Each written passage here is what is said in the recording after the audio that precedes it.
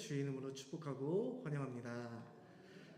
우리는 지난번 느헤미야 3장의 말씀을 통해 무너진 예루살렘의 성벽을 재건하기 위해 신분과 성별, 직업의 귀천을 뛰어넘어 완벽한 연합을 이루었던 이스라엘 백성들을 간격스러운 헌신을 살펴보았습니다.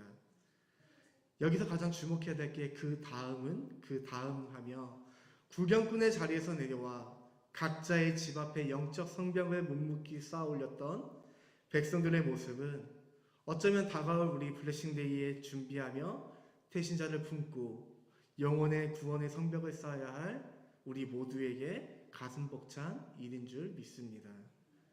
근데 여러분, 제가 한 가지 질문을 해보려고 합니다.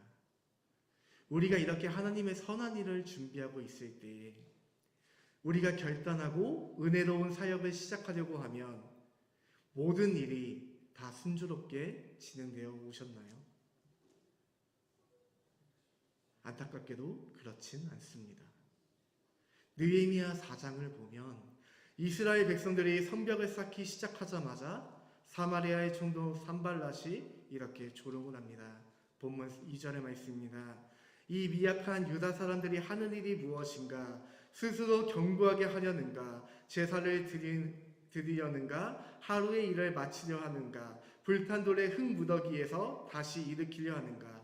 3절 말씀입니다. 그들이 건축하는 돌 성벽은 여우가 올라가도 곧 무너지리라. 하나님의 성벽을 재건하고 무너진 틈을 메우기 위해 가장 열심히 하고 있는 이스라엘 백성들 앞에 그 모습을 가장 싫어하는 사람이 누구일까요? 우리는 그걸 마귀라고 합니다. 그리고 가장 대표적인 산발락과 도비아를 빗대어서 볼 수 있습니다. 그들은 이스라엘 백성의 성벽의 절반쯤 쌓아 올릴 때에 조롱과 비웃음을 넘어 무력을 동원한 살해 위협까지 가하며 공사를 중단시키려고 했습니다. 또한 외부적인 문제뿐만 아닌 내부적인 문제에도 큰 문제를 발견한 걸 볼 수 있습니다. 본문 10절의 말씀입니다. 유다 사람들이 이르기를 흙 무더기가 아직도 많거늘 짐을 나르는 자의 힘이 다 빠졌으니 우리가 성을 건축하지 못하리라 하고, 외부적인 문제는 어떻게 극복할 수 있습니다. 근데 여러분, 내부적인 문제는 어떻습니까? 내부적인 문제는 쉽게 해결되지 않는다는 것입니다. 외부의 공격과 내부의 낙심, 이 이중적인 위기 속에 하나님의 백성은 어떻게 무너지지 않고 사명을 완수할 수 있다라고 생각하시나요? 오늘 우리가 함께 나누는 특별히 느헤미야 4장의 말씀은 오늘 우리에게 하나님께서 말씀하시는 그 문제의 해결법을 말씀하고 있습니다. 오늘 이 자리에 함께 하시는 우리 북설 꿈의 교회 성도 여러분, 외부의 문제가 있으십니까? 아니면 지금 우리 교회 안에 내부의 문제가 있으십니까? 그 문제를 발견하신다면 오늘 이 말씀을 통해서 그 문제를 돌파하고 우리를 부르시는 하나님의 그 음성에 귀 기울여 보시기를 주의 이름으로 축복합니다.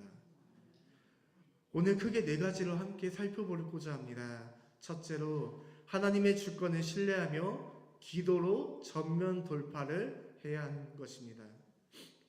오늘 본문의 핵심인 15절의 말씀입니다.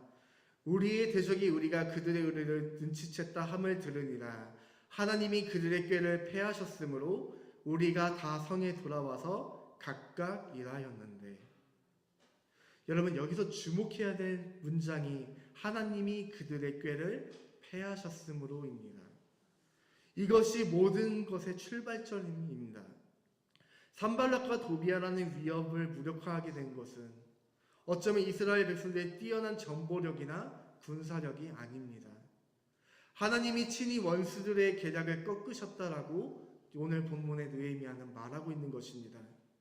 그렇다면 이 놀라운 하나님의 계획이 어디서부터 시작되었다라고 볼 수 있을까요? 4절 말씀에 이렇게 되어 있습니다. 우리 하나님이여 들으시옵소서. 우리가 없이 여김을 당하나이다. 원하건대 그들이 욕하는 것을 자기들의 머리에 돌리사 노략거리가 되어 이방에 사로잡히게 하시고, 지금 느헤미야는 원수들의 조롱 앞에 그대로 하나님께 호소하고 있습니다. 여기서 잠깐 우리가 좀 더 주목해야 될 점이 있습니다. 이 기도가 그저 하나님의 계획 가운데 느헤미야의 열심을 무너뜨리기 위해서만 저주로 갚아달라고 보이는 것이 아닙니다. 어쩌면 개인적인 복수심으로 보일 수도 있고, 누군가는 그저 느헤미야의 감정에 하나님께 호소하고 있다라고만 말할 수도 있습니다. 하지만 여러분, 오늘 이 15절의 말씀을 주목해 보시기를 바랍니다. 이 15절의 말씀을 잘 묵상해 보시면 지금 느헤미야는 하나님께 무엇을 고백하고 있는 것입니까? 이 모든 일에 주관하시는 분이 바로 하나님이십니다라고 호소하고 있는 것입니다. 다시 말하면 외부적으로 저렇게 성벽에 쌓아 올리는 것을 막고 있는 사람들 앞에 하나님의 일을 지금 사람이 감히 방해하고 있습니다. 하나님께서 우리에게 허락하신 이 거룩한 일을 사람의 입술로, 사람의 행위로, 잘못된 관점으로 우리의 일을 방해하고 있습니다. 하나님, 저들은 지금 하나님을 대적하는 자입니다. 하나님의 일을 막지 않게 오늘 이 시간 도와주시기를 간청합니다라고 느헤미야는 지금 하나님께 호소하고 있는 것입니다. 그리고 9절에 그 응답이 이렇게 증언하고 있습니다. 우리가 우리 하나님께 기도하며 그들로 말미암아 파수꾼을 두어 주야로 방비하는데. 여러분, 15절 그리고 4절 9절의 말씀, 이 말씀의 기도가 맺은 열매가 무엇입니까? 기도하였다라는 것입니다. 기도가 먼저 있었기에 하나님이 꾀를 패하셨다라고 고백합니다. 꾀가 패하였기 때문에 백성들이 다시 성으로 돌아와 일할 수 있다라고 말하고 있습니다. 이 자리에 계신 우리 모두에게 한번 물어보고 싶습니다. 여러분, 블레싱데이 준비하고 계십니까? 그런데 전도하다 보면 세상 사람들은 우리들에게 어떻게 이야기하고 있습니까? 호의적이십니까? 아니면 부정적이십니까? 네, 맞습니다. 부정적입니다. 전도지 들고 나가면 이런 말 많이 듣습니다. 안 믿습니다. 본인이나 잘 믿으세요. 교회가 뭐 밥 먹여줍니까? 저 안 믿고 싶어요. 아, 이런 거 주지 마세요. 외부적으로는 이렇죠. 근데 여러분들의 마음으로 적었던 태신자는 어떨까요? 태신자가 우리 교회 한번 와보자라고 손 한번 내밉니다. 쉽게 따라오나요? 여러분들 가장 가까이 있는 가족들을 한번 예로 들어볼까요? 우리 바깥 어른들, 우리 권사님들 지금 다 믿으신 줄 알고 있는데요. 처음 전도할 때 어떠셨습니까? 순탄하셨습니까? 제가 알기로는 정말 많은 고난과 핍박이 있었다고 들었습니다. 그럼에도 여러분들 왜 끝까지 포기하지 않으셨습니까? 그 일의 주관자가 누구이면 이미 기억하고 있었기 때문이란 겁니다. 하나님께서 이미 주관하셨고 하나님께서 이미 준비하셨기 때문에 지금 느헤미야가 이 외부적 상황 속에서도 흔들리지 않고 끝까지 성벽을 완공하기 위해 헌신하고 기도하며 눈물로 호소한 이유는 하나님이 이렇게 하실 거라는 것을 분명히 믿었기 때문입니다. 우리는 위기 앞에서 어떤 모습을 보이고 있으십니까? 느헤미야처럼 상황을 주관하시는 하나님께 모든 억울함과 두려움을 토로하는 기도의 재단을 쌓고 계십니까? 아니면 그저 기도는 남의 것이라며 나는 기도할 수 없다라고 피하고만 있으십니까? 여러분, 우리는 그 원수들 앞에서 크고 두려우신 하나님을 옮겨놓는 영적인 시선의 전환이 필요한 시기입니다. 위기 앞에서 불평의 입술을 선포하는 것이 아니라 오히려 하나님께 토로하시기 바랍니다. 지금은 기도할 때입니다. 안 된다고 입술로 고백하지 마시고 차라리 안 되면 하나님 이렇게 돼서 안 됩니다. 좀 도와주세요. 답답합니다. 이렇게 될 것을 분명히 알고 있는데 외부적인 문제가 너무 많고 우리도 우리 마음에 넘는 상처 때문에 해결이 되지 않습니다. 그러니 제발 좀 도와주세요라고 하나님께 호소하시기를 바랍니다. 우리는 이제 돌파해야 될 시기임을 오늘 말씀을 통해 함께 이야기하고 있습니다. 두 번째는 기도함과 동시에 우리가 감당해야 할 최선의 책임을 다해야 될 줄 믿습니다. 본문 9절 말씀을 한 번 더 우리 함께 봉독하기 원합니다. 우리가 우리 하나님께 기도하며 그들로 말미암아 파수꾼을 두어 주야로 방비하는데, 느헤미야는 기도한 뒤 곧바로 하는 행동은 파수꾼을 두어 주야로 방비하는 실제적 조치를 취합니다. 하나님께서 다 해주시겠지. 수동적으로 그냥 가만히 있는 사람이 아니라는 것입니다. 기도와 행동, 이 두 가지는 하나님 앞에 결코 분리될 수 없는 하나님 앞에 우리가 책임져야 될 행동이라는 것입니다. 하나님께서 구원해 주실 거니 우리는 전도하지 않아도 된다라는 영적 게으름이 있지는 않으십니까?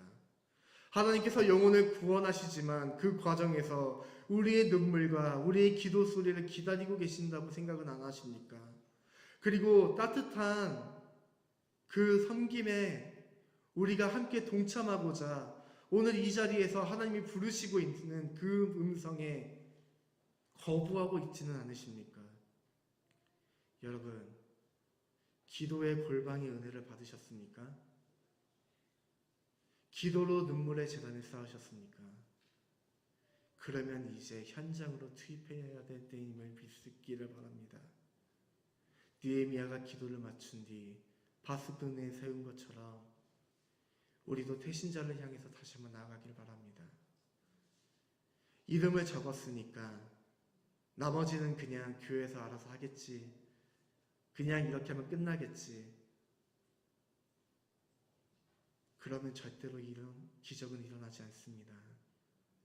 여러분, 그냥 적는 이름 아닙니다. 하나님이 여러분에게 책임져야 될 한 영혼이기 때문에 적게 하신 겁니다. 우리가 그 마음 가지고 이 시간 함께 나아가기를 주의 이름으로 축복합니다.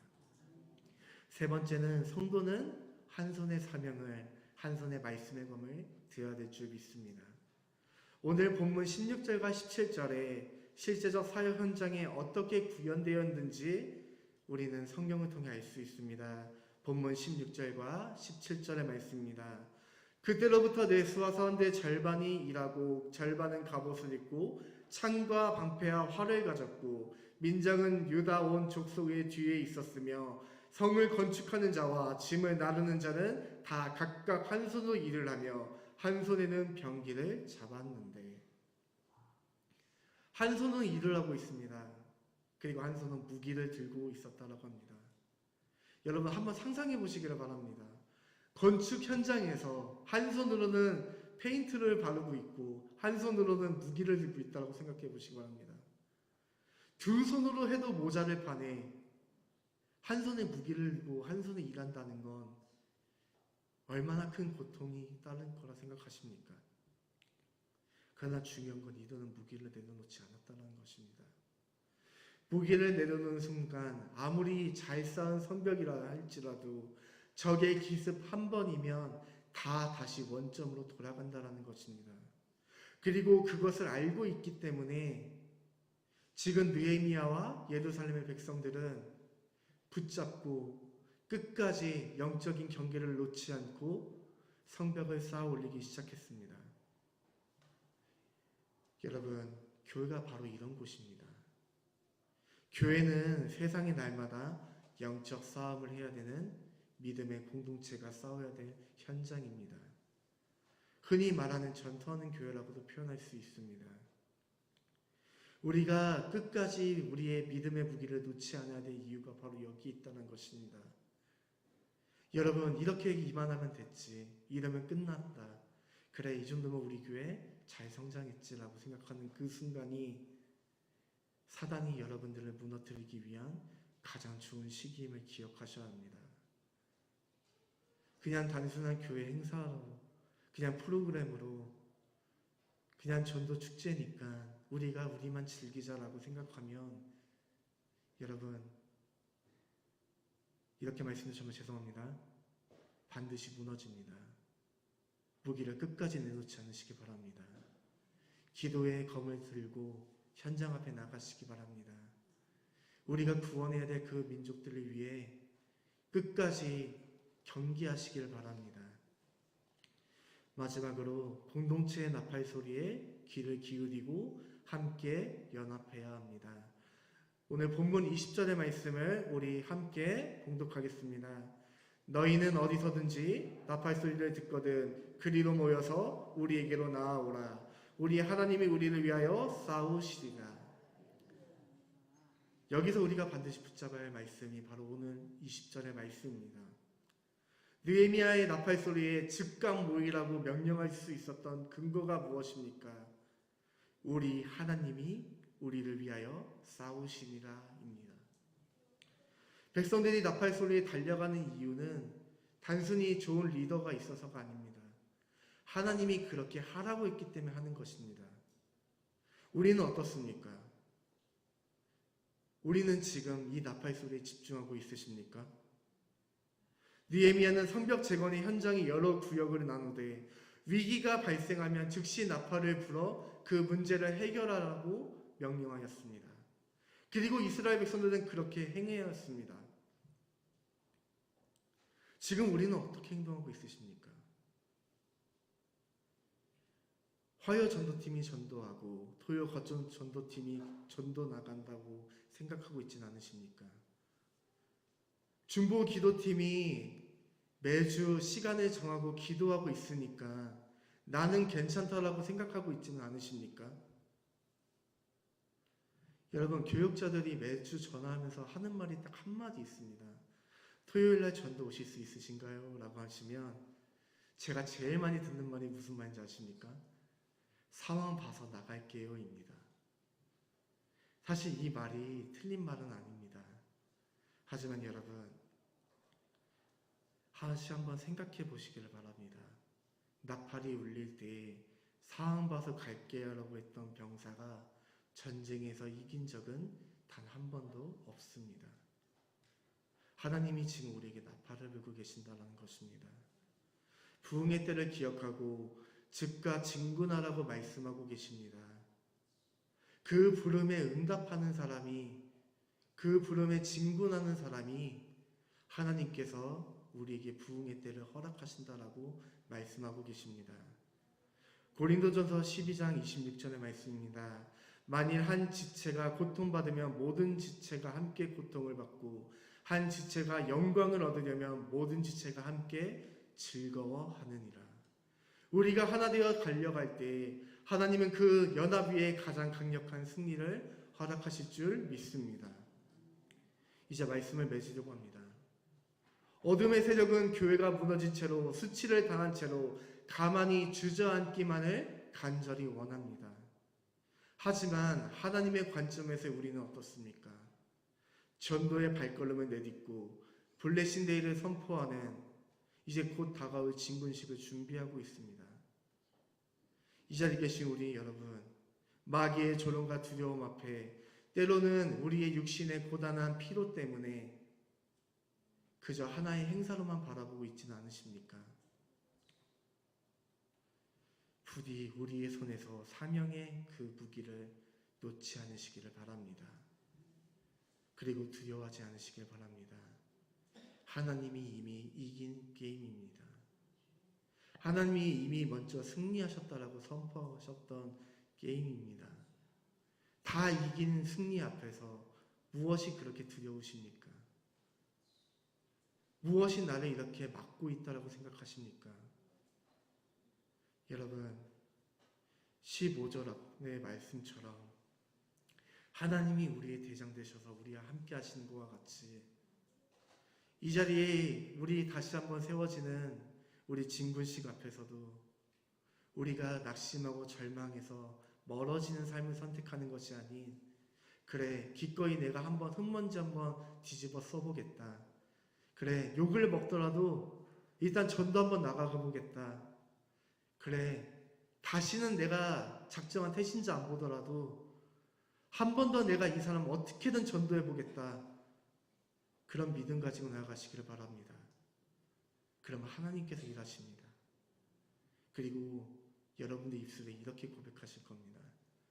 하나님께서 이렇게 하셨습니다 라고요.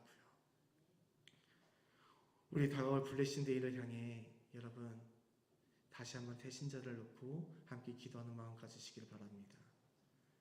하나님은 그저 기도로 무장하고 믿음으로 행동하고 말씀으로 무장하며 공동체가 연합하는 우리 모두를 통해 생명을 살리는 교회를 세우는 하나님의 놀라운 역사가 마침내 완성됨을 우리에게 선포하고 계십니다.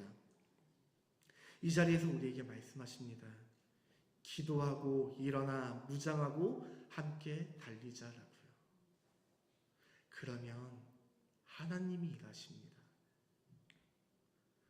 우리 오늘 이 말씀 기억하면서 영적인 전투의 한복판에 물러서지 않고 끝까지 믿음의 선한 싸움을 싸워 승리의 계가를 부르는 우리 모두가 되기를 주의 이름으로 축복합니다. 우리 이 시간 말씀 기억하며 우리 찬송가 180장 함께 찬양하며 나가도록 하겠습니다.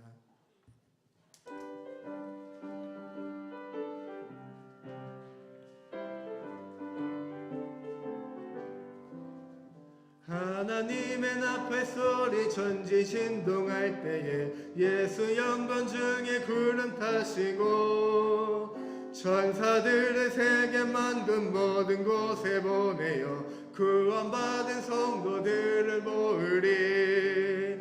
나팔 불 때 나의 이름 나팔 불 때 나의 이름 나팔 불 때 나의 이름 부를 때에 잔치 참여하겠네.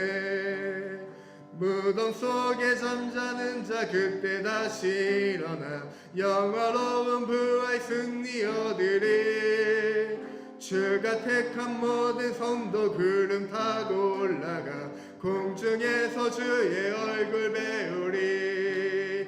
나팔 불 때 나의 이름 나팔 불 때 나의 이름 나팔 불 때 나의 이름 부를 때에 잔치 참여하겠네. 주님 다시 오실 날을 의리할 수 없으니 항상 기도하고 깨어 있어서 기쁨으로 보좌 앞에 우리 나가서도록 그때까지 참고 기다리겠네. 나팔 불 때 나의 이름 나팔 불 때 나의 이름 나팔 불 때 나의 이름 부를 때에 잔치 참여하겠네. 오늘 이 시간 우리 함께 들은 말씀 기억하면서 특별히 2000년 전에 우리 인류 모두를 위해 구원의 십자가를 지신 그 예수님의 고난을 생각하며 또한 다가올 부활절과 그 부활절을 함께 누리고자 이 자리에 우리 믿음으로 태신자를 적어주신 우리 성도님들의 태신자를 기억하며 이 시간 우리 합심으로 함께 기도하며 나아가도록 하겠습니다. 사랑과 은혜가 많으신 하나님 아버지, 오늘 이 시간 우리가 이 말씀을 통하여 하나님 앞에 우리가 다시 한번 다짐하며 나가기를 간절히 원합니다. 하나님, 외부의 조롱과 비방 가운데서도 때론 내부에 문제가 있는 그 상황 가운데서도 하나님께서 우리에게 말씀하고자 하는 것은 너는 내게 부르짖으라 하였던 그 느헤미야의 말씀 앞에 우리가 다시 한번 주님의 말씀을 듣고 함께 기도하며 나가기를 간절히 원합니다. 하나님, 이 모든 일의 주관자이신 하나님 앞에 우리가 호소할 수 있는 믿음을 허락하여 주시옵소서. 어렵고 힘든 상황과 우리가 절망하고 낙심하고 또한 그 아픔의 자리에서 일어서지 못하는 그 아픔 가운데서도 다시 한번 주님의 말씀을 듣고 우리가 다시 한번 일어서겠습니다. 우리가 다시 한번 선포하겠습니다. 우리가 다시 한번 하나님의 말씀 앞에 서보겠습니다라고 믿음으로 결단할 수 있도록 주여 이 시간 믿음을 허락하여 주시옵소서. 또한 하나님, 우리가 손을 놓았던 우리 믿음의 무기를 다시 들을 수 있도록 허락하여 주시옵소서. 어렵고 힘든 순간 한 손에는 일을 한 손에는 무기를 들고 있었다고 하였던 이 말씀을 우리가 붙잡아 주시기를 원합니다. 주님, 우리가 영적인 경계하면서 우리가 낙심하고 해해지는 것이 아니라 영적인 전투 앞에서 다시 한번 주님이 부르시는 그 말씀 앞에 끝까지 부르시는 그날까지 하나님의 말씀 앞에 설 수 있도록 인도하여 주시옵소서. 또한 하나님이 부르시는 그 나팔 소리에 우리가 다시 한번 듣고 나갈 수 있는 영적 민감함을 허락하여 주시옵소서.